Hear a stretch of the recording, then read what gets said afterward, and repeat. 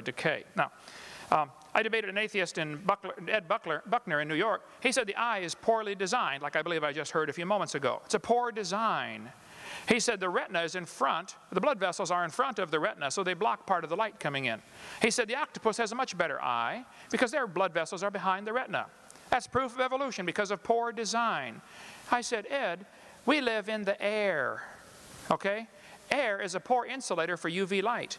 Your body needs the blood vessels in front of the retina because that's your last defense against UV light. Octopus live in the water, okay? Water blocks UV light. They don't need their blood vessels in front. Now, if you want to swap eyes with an octopus, you just go ahead and enjoy yourself, but you're going to be blind in a few days, okay? Their argument from poor design is like saying, well, God wouldn't do it this way, therefore it must have evolved. That's a lousy argument for evolution. That's a proof evidence, that's an evidence to me that we were originally perfectly designed, and all of humanity is just plain falling apart, folks. And yes, God's going to have to step in here pretty soon, and we're going to all kill ourselves, okay? Thank you so much.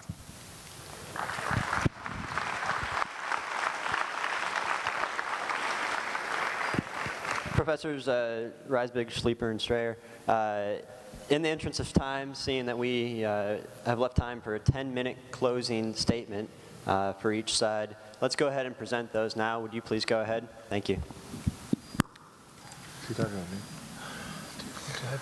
Okay, this is my closing, right? Yes. Okay, good. Well, this has been an interesting discussion that we've had.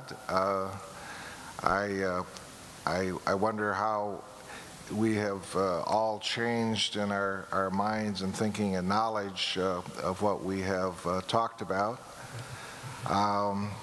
We've talked about some good information. I've heard some bad information. I happen to believe in the scientific method. Without the scientific method, we have no defense of sinking into ignorance and despair.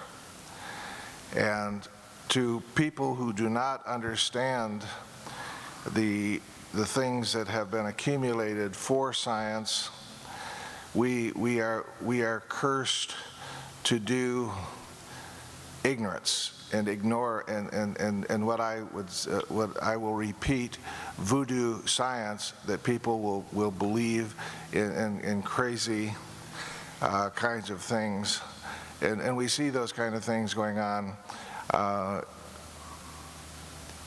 in people today.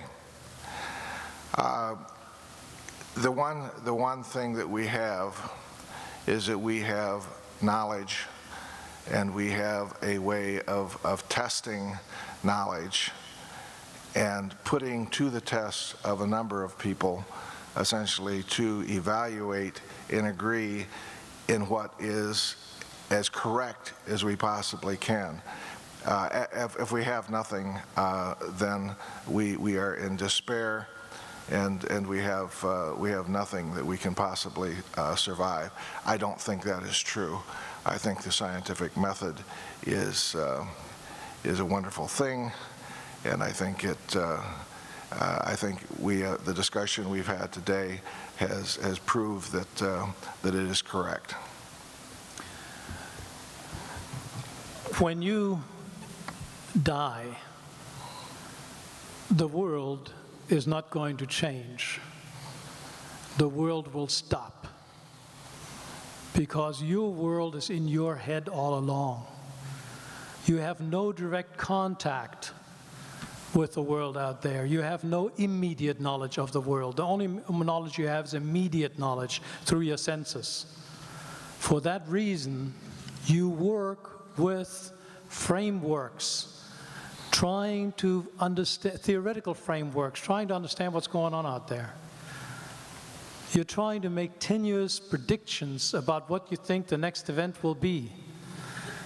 And if the tenuous prediction doesn't work out, that you're going to overturn the hypothesis that you worked under. Evolution is no different.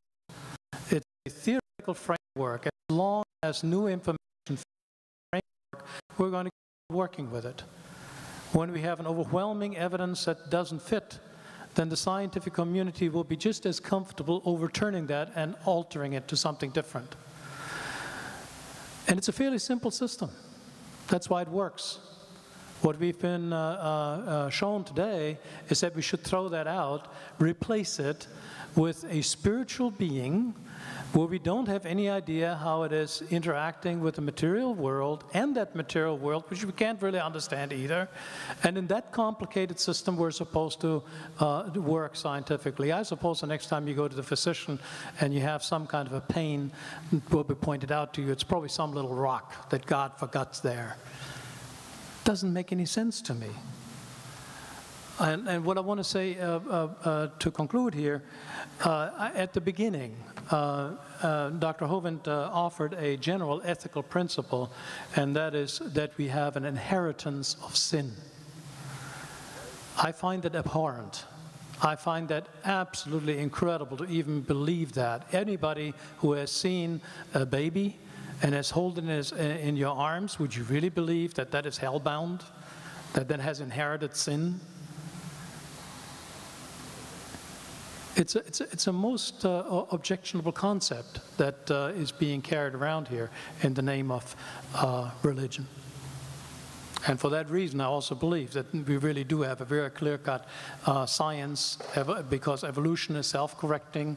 It is accumulating data, that it's checking each other. It has the open scientific community exchanging ideas with each other, checking on each other, and not some kind of an authoritative system that is loaded down on us where we have no possibility of questioning. The one is democracy, the scientific community. The other is a form of authoritarianism that I find very objectionable.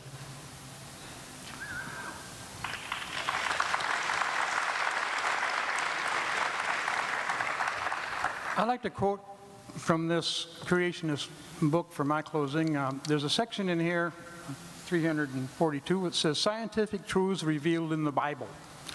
Many important scientific truths were revealed in the Bible thousands of years before they were discovered by modern scientists. And then it lists several of them. One of them has to do with the Earth rotating on its axis, and that's, you know, this 6-day thing. Another one has to do with the Earth running down, the second law of thermodynamics. And there's some stuff about blood and water and that kind of stuff. But anyway, here is the proof from the Bible that the Earth rotates on its axis. It says, it tells these students to check Luke 17:31 through 34. "In that day, he which shall be upon the housetop, and his stuff in the house, let him not come down and take it away. And he that is in the field, let him likewise not return back. Remember Lot's wife. Whosoever shall seek to save his life shall lose it, and whosoever shall lose his life shall preserve it. I tell you, in the night there shall be 2 men in one bed, and one shall be taken, and the other shall be left." I did not understand that. I called Abeka. I said, "What does that mean?" "Well, you check with the teacher's manual to find out what that means."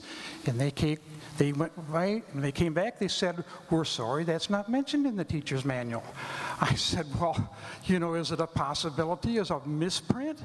They took that as an insult and said, "No, it's not a possibility," and click, they hung up. The second one. The universe is running down. To find out the proof from the Bible that the universe is running down, you go to Isaiah 51:6.